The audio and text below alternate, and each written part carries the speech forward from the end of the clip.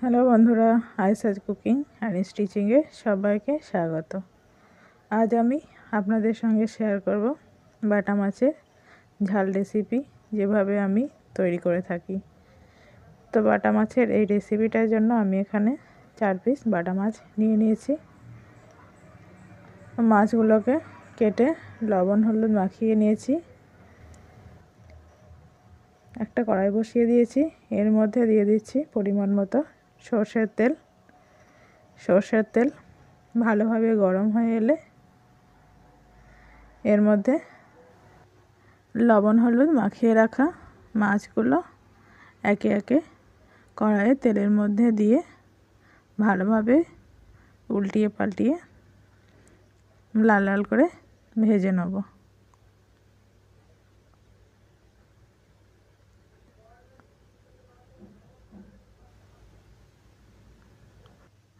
তো মাছগুলো ভাজা হয়ে গেছে, এভাবে বাকি মাছগুলো ভেজে নেব।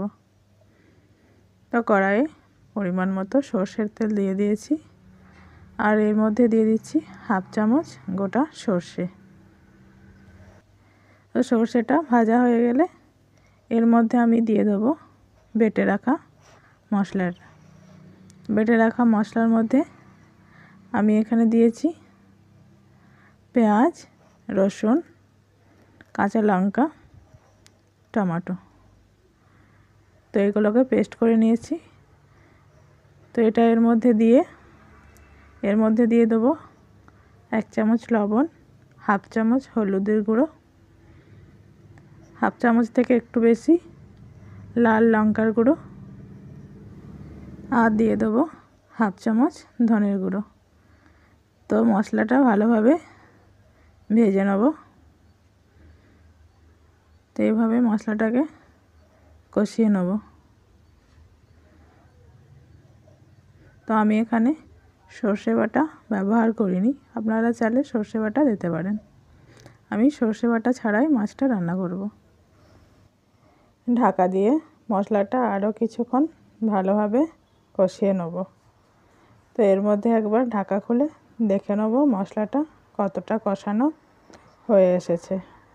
তো মশলাটা আমার প্রায় কষানো হয়ে এসেছে। তো মশলাটা ভালোভাবে কষানো হয়ে এলে দিয়ে দেবো এর মধ্যে পরিমাণ মতো পানি। তো পানি দিয়ে দিয়েছি, এবার ঢাকা দিয়ে ফুটে আসা পর্যন্ত অপেক্ষা করব।